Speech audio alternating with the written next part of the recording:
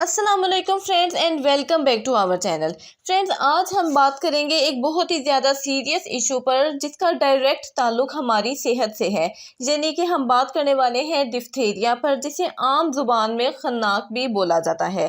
Friends, recent days में ये बीमारी पाकिस्तान में एक एपिडेमिक की शक्ल इख्तियार कर चुकी है और ऑब्वियसली बहुत से लोगों के लिए जानलेवा भी साबित हो रही है।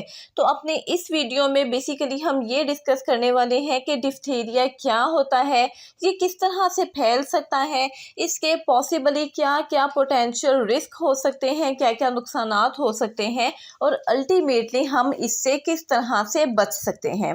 सो फ्रेंड्स, करते हैं वीडियो का बाकायदा आगाज़। लेकिन वीडियो की तरफ जाने से पहले मेरी आपसे ये रिक्वेस्ट है कि अगर आपने अभी तक हमारे चैनल को सब्सक्राइब नहीं किया तो काइंडली जल्दी से सब्सक्राइब कर लें और बेल आइकन के नोटिफिकेशन को क्लिक करना ना भूला करें, ताकि हमारी आने वाली फर्दर रिसर्च बेस्ड और इंफॉर्मेटिव वीडियो सबसे पहले आप तक पहुंचती रहें। फ्रेंड्स, सबसे पहले ये डिस्कस करेंगे कि डिफ्थीरिया होता क्या है। खन्नाक एक बैक्टीरिया की वजह से होने वाली बीमारी होती है जिसे कोराइनी बैक्टीरियम डिफ्थीरिया कहते हैं। ये बीमारी आम तौर पर हमारे गले, नाक और सांस की नाली पर हमला करती है और वहाँ एक मोटी सी लेयर या तह कह लें वो बना देती है। अब इस तह की वजह से सांस लेने में बहुत ज़्यादा डिफ़िकल्टी होती है और हमेशा ऐसे महसूस होता है जैसे हमारा गला बहुत ज़्यादा स्वेल या इन्फ्लेम्ड है। अब ये बीमारी सबसे ज़्यादा बच्चों को और बुज़ुर्ग अफराद को मुतासिर करती है, क्योंकि ऑब्वियसली उनका जो इम्यून सिस्टम होता है वो हमारी निस्बत वीकेंड होता है। लेकिन ये बड़े अफराद को भी मुतासिर कर सकती है, ख़ास तौर पर अगर उन्होंने डिफ्थीरिया की वैक्सीनेशन नहीं लगवाई या फिर उनका भी इम्यून सिस्टम किसी बीमारी या किसी और वजह से कमज़ोर है। अब दूसरे नंबर पर आ जाता है कि डिफ्थीरिया आखिर फैलता कैसे है।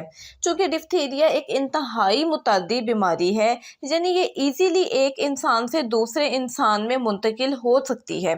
इसलिए इसके फैलाव के जो चंद अहम ज़राए हैं वो हो सकते हैं कि कफिंग या स्नीजिंग के ज़रिए।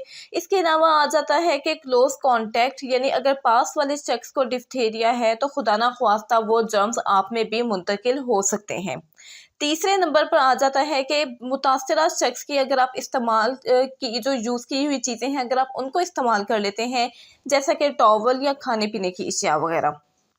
अब इसके लिए ये बहुत ज़रूरी है कि आप ओवर क्राउडेड जगहों पर जाने से एहतियात करें और अगर आप जा रहे हैं तो मास्क का इस्तेमाल करना ना भूलें, ख़ास तौर पर जब ये एपिडेमिक बहुत ज़्यादा पीक पर हो। इसके बाद आ जाता है बहुत ही इम्पॉर्टेंट पॉइंट कि डिफ्थीरिया की अलामात या साइंस एंड सिम्टम्स कौन से हो सकते हैं।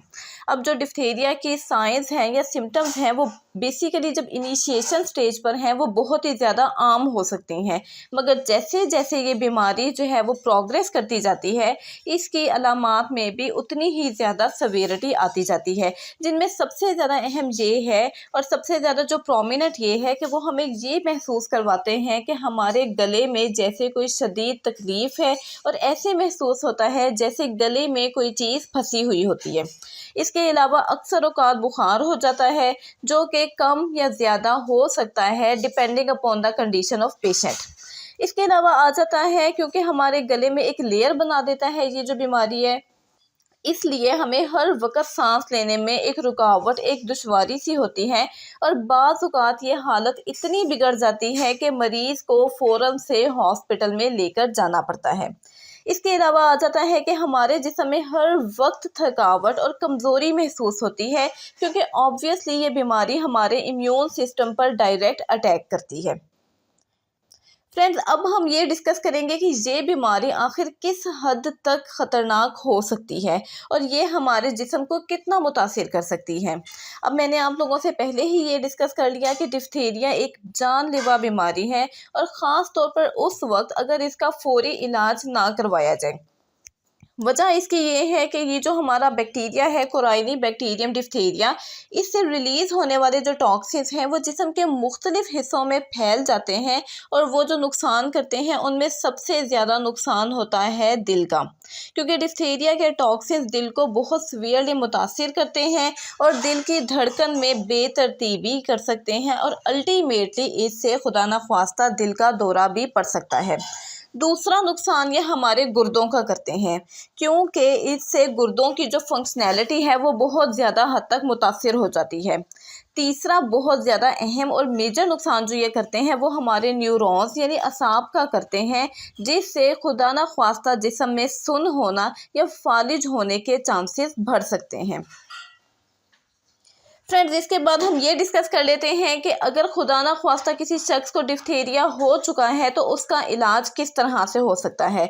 तो इसका इलाज करने के बेसिकली हमारे पास दो ऑप्शंस होते हैं, जिनमें सबसे पहले तो ये है कि आप लेकर जाएं पेशेंट को डॉक्टर के पास। अब डॉक्टर आपको या तो सजेस्ट करेगा एंटीबायोटिक्स, क्योंकि इनके ज़रिए से बैक्टीरिया का खात्मा किया जाता है ताकि ये इन्फेक्शन मज़ीद आपके बॉडी में ना फैले। और दूसरे नंबर पर आ जाता है एंटाइटॉक्सिन इंजेक्शंस। ये ऐसे इंजेक्शंस होते हैं जो कि डिप्थीरिया के असर को बेअसर कर देते हैं और उनको न्यूट्रलाइज करके जिस्म के दूसरे अज़ा को मुतासिर होने से बचाते हैं। इसके अलावा ये बहुत ज़्यादा ज़रूरी है कि डिप्थीरिया के पेशेंट को हमेशा से अलहदा रखा जाए, क्योंकि ये बीमारी मज़ीद लोगों तक भी फैल सकती है।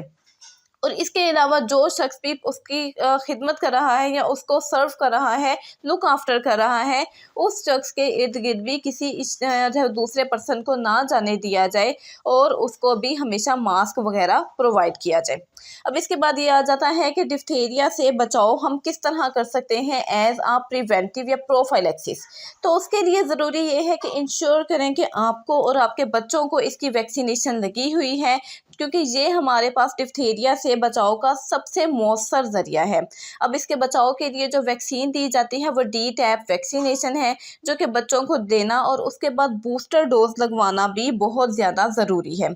इसके बाद ये है कि अपनी सफाई का बहुत ज़्यादा ख्याल रखें, बार बार साबुन से हाथ धोएं, ख़ास तौर पर उस वक्त जब आप खाना पकाने लगे हैं या खाना खाने लगे हैं, जब आप बाहर से आए हैं, या कफिंग और स्नीजिंग के फ़ौरन बाद। इसके बाद ये ज़रूरी है कि मास्क पहनना कभी भी मत भूलें।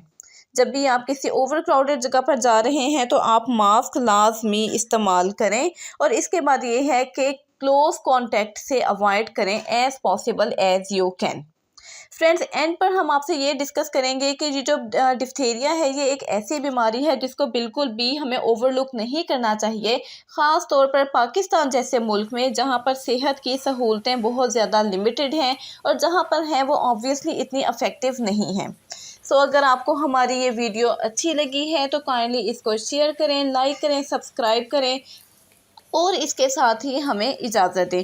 अल्लाह ताला हम सबको सेहत वाली लंबी ज़िंदगी अता करे। अल्लाह हाफिज़। Stay healthy, stay connected.